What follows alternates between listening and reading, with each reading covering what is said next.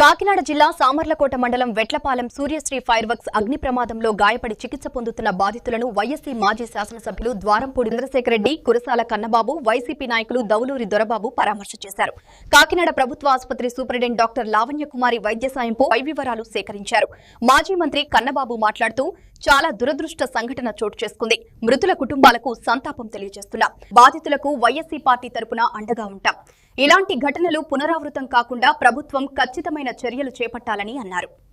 అవకాశం ఉంటుందనేది వైద్య అధికారులు చెప్తున్నారు.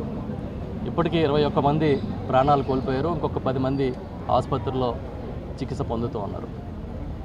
ఈ ఏదైతే బాణాసంచా తయారీ కేంద్రం ఉందో ఈ కేంద్రంలో అందరూ కూడా చాలా పేదవారు, ఇంకా స్థానికంగా చాలా కాలం నుంచి ఇదే పనిని నమ్ముకుని ఉన్నవారు ఉన్నారని, ఒకే కుటుంబం నుంచి పనులు చేసుకుంటూ అక్కడ ఉంటూ ఇవాళ ప్రాణాలు కోల్పోయారని చెప్తూ ఉంటే చాలా బాధగా ఉంది.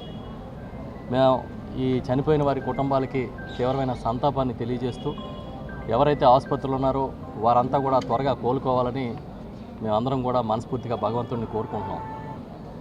మా ప్రీతమ నాయకులు జగన్మోహన్ రెడ్డి గారు చెప్పారు, ఎలాంటి సహాయ చర్యలైనా సరే మనం కూడా వైఎస్ఆర్ పార్టీ తరఫున ప్రభుత్వానికి కానీ వైద్యాధికారులకు కానీ అదేవిధంగా ఆ కుటుంబాలకు కానీ మీరందరూ అండగా ఉండండి. ఇది విపత్కరమైన సమయం. ఇలాంటి సంఘటనలు జరగడం చాలా దురదృష్టకరం అని చెప్పి వారు చెప్పడంతో ఇక్కడికి వచ్చాము.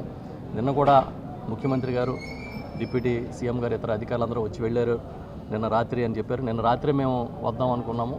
అయితే ఈ సహాయ చర్యలు కానీ ప్రభుత్వ అధినేతలు కానీ అందరూ ఉండడం వల్ల అధికారులు కొంచెం ఆ సహాయ చర్యల్లో నిమగ్నమై ఉంటారు కాబట్టి అని చెప్పి ఈరోజు ఉదయం నిన్న వచ్చారు మా నాయకులందరూ.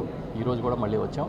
ఎప్పుడు కూడా అందుబాటులో ఉంటామని చెప్పి తెలియజేస్తూ ఇలాంటి సంఘటనలు పునరావృతం కాకుండా రాష్ట్ర ప్రభుత్వం ఒక పాలసీని తీసుకురావాలని చెప్పి మేము కోరుకుంటున్నాం. ఎందుకంటే గతంలో వైఎస్ఆర్ పార్టీ అధికారంలో ఉన్నప్పుడు గౌరవ ముఖ్యమంత్రి జగన్మోహన్ రెడ్డి గారు ఇలాంటి సంఘటనలు జరిగినప్పుడు ఆ రోజుల్లో ఒక సేఫ్టీ ఆడిట్ సిస్టమ్ని తీసుకురావడం జరిగింది.